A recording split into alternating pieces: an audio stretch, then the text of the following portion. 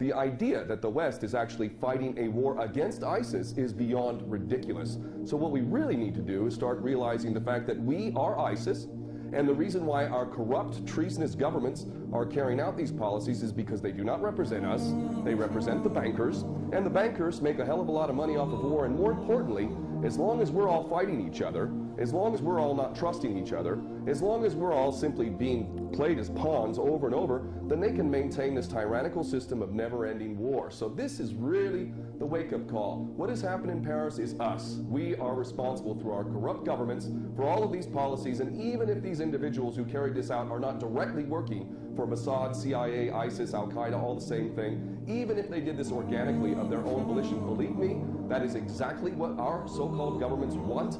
That is what the policy that we've been fostering over and over. And quite frankly, if we're to look at ISIS, ISIS stands for Israeli Secret Intelligence Service. They never attack Israel, and that in itself also tells you a lot about who these individuals are. Well, some of the events there, Ken O'Keefe, that our guest Rodney Martin talks about in terms of Islamophobia being created again, or more policies to exercise against Muslims, well, maybe this is what the intent is behind these attacks.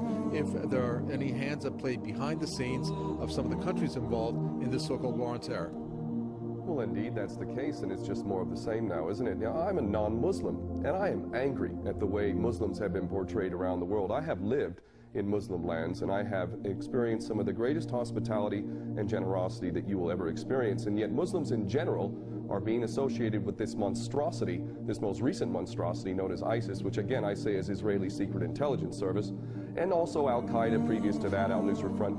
All of these things are intended to smear Islam as a whole, 1.8 billion people on this planet, to associate them with this sort of madness, when in fact it is us in the West that are creating this stuff, funding it, very much protecting it. In fact, America has been providing air cover to these psychopaths in Syria and Iraq largely, and we see that when Russia comes in and actually does something constructive, look how long many of these men are shaving their beards and running off with their heads, tails between their legs.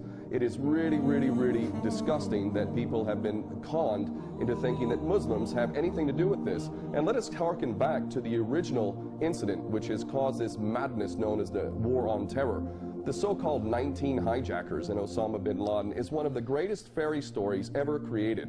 The idea that this man in a cave in Afghanistan on dialysis was masterminding this incredible operation in the United States with 19 so-called hijackers wielding box cutters, Mohammed Atta among them, snorting cocaine and hanging out with strippers in Florida, that these people are responsible for this event in defiance of the greatest military machine in the history of mankind, never mind all of the evidence that's come forward that makes the official version of 9/11 beyond ridiculous. Muslims did not carry out 9/11. In fact, those who blame the Muslims, primarily the Jewish supremacist Zionist-controlled media of America and the government which is controlled by these Jewish supremacist Zionists in America, all of them parrot the same ridiculous, tired old line that Muslims are responsible. And this is an agenda which is intended to create a clash of civilizations, and if we are smart as people, we're going to see the agenda for what it is, and we're going to realize that those who are collaborating in this agenda need to be held to account for literal war crimes and crimes against humanity. And I'm including